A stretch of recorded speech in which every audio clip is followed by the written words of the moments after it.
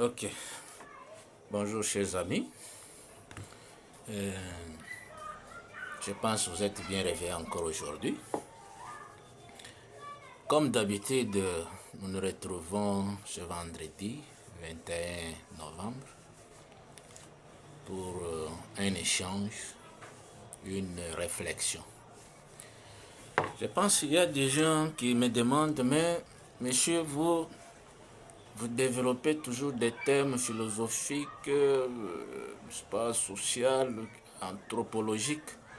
Vous ne parlez jamais de la politique. Rappelez-vous mes premières vidéos, je vous disais que je suis un politicien. Pour ceux qui me connaissent, les élections de 2023, j'étais candidat au conseil municipal à la commune de La Rochie. Et au cas où en 2028, il y aurait des élections, vous me trouverez encore dans la course. Et je vous ai dit même que je suis un membre d'honneur de l'ICO, l'Union congolaise de son Excellence Daniel Mukoko Samba, l'homme de la baisse du taux de dollars. Sur ce point-là, il ne blague pas. Aujourd'hui, nous avons un thème. Je sais que la fois passée, nous avons développé sur la confiance en soi. Aujourd'hui, je vous amène encore une réflexion très importante sur les silences.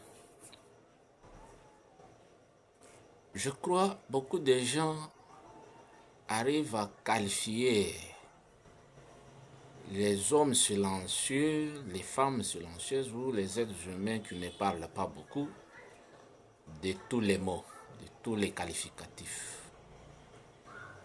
Les mous, les lâches, le peureux, les timides. Mais vous ne savez pas le pouvoir qu'incarne le silence. Et je vous mets en garde pour ce thème ici. Vous qui minimisez les gens qui sont souvent silencieux, qui ne parlent pas trop, vous devez vous méfier de cette attitude. Le silence incarne un grand pouvoir et beaucoup d'avantages. Je pense qu'aujourd'hui on ne va pas beaucoup bavarder, mais je vais vous donner quelques indications, quelques avantages que présente le silence. Comme je l'ai dit tantôt, c'est une puissance, c'est une force que personne ne peut comprendre sa portée. Je vais directement vous donner les avantages qu'a le silence. Une personne calme, une personne silencieuse, c'est un sage. C'est quelqu'un qui ne se laisse jamais échapper. Qui ne laisse jamais échapper, plutôt voulais-je dire, n'importe quelle situation. Une personne calme et silencieuse est au contrôle de tout. Il contrôle tout. Il contrôle tous les mouvements qui se passent dans son entourage. Parce qu'il n'est pas distrait. Ses pensées ne sont pas éparpillées. Il est concentré sur soi-même. Et il voit tout ce qui se passe autour de lui. Il écoute, il entend. Et il contrôle même ce qui se dégage de lui. Ses pensées, ses intuitions et consorts. Et ce sont des gens, avant de parler, ils savent là où placer les mots. Des gens qui ne parlent pas beaucoup, ils savent découvrir s'ils blessent ou s'ils ont blessé. Ça se dit toujours. Ils savent découvrir ça facilement. S'ils vous blessent, ils savent où ils savent découvrir que je viens de blesser. Et il sait comment changer son attitude. Parce que son esprit est concentré sur tout ce qui se passe. Il n'est pas distrait, il n'est pas dispersé. Voilà l'avantage des gens calmes et silencieux. Il peut découvrir qui est en face de lui. Un agresseur, un ami, un bienveillant ou un malveillant.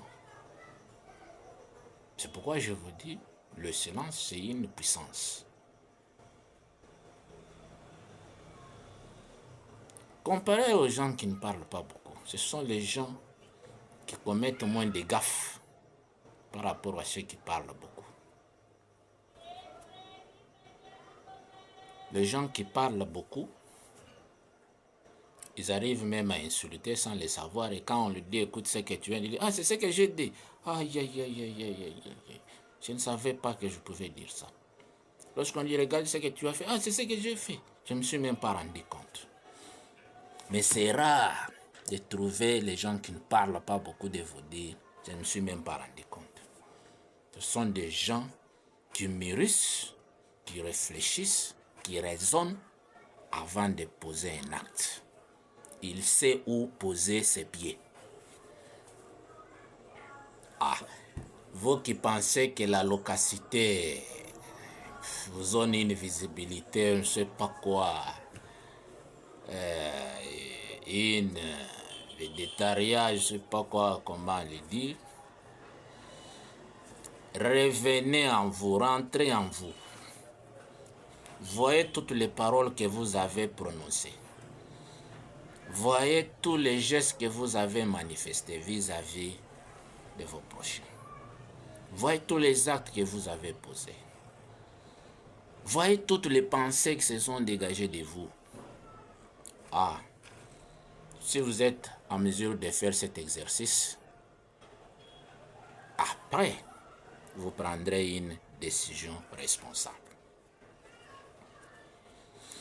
Rappelez-vous, je me permets de citer le président honoraire, Joseph Kabila.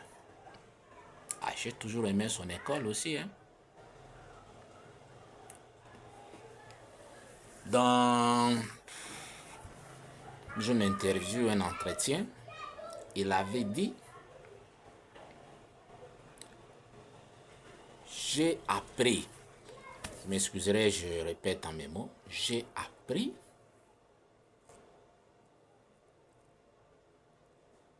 de savoir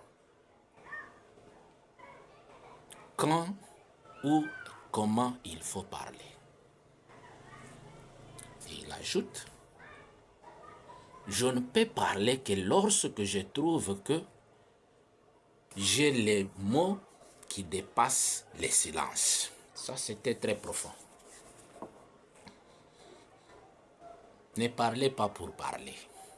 Ne discutez pas pour discuter. Sachez pourquoi vous parlez. Sachez comment vous devez parler.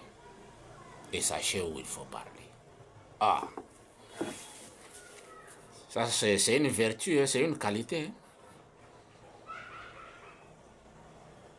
Donc, j'aime beaucoup de telles réflexions parce que c'est ce qui construit la personnalité d'un quelqu'un. Vous pouvez avoir l'argent, vous pouvez avoir toutes des grandes maisons, des femmes, des belles femmes, des beaux maris, du succès. Mais s'il arrive un jour quelqu'un qui dit, mais cette personne-là, malgré tout ce qu'elle fait, elle manque de personnalité. Ah! Vous voyez que tout votre être est ruiné, jeté dans le gouffre. Ah! Je ne suis pas de ceux-là qui parlent trop, je ne suis pas de ceux-là qui aiment parler n'importe où, qui aiment faire n'importe quoi, et n'importe comment. J'aime toujours contrôler tout ce que je fais tout ce que je dis, tout ce que je pense. Voilà, chers amis, la réflexion que j'avais proposée pour vous aujourd'hui, l'excellence. Vous êtes en mesure de développer ces grands pouvoirs, cette grande force, cette grande puissance, cette grande vertu, cette qualité. Ah, ça ne vous concerne que vous. Merci et à la prochaine.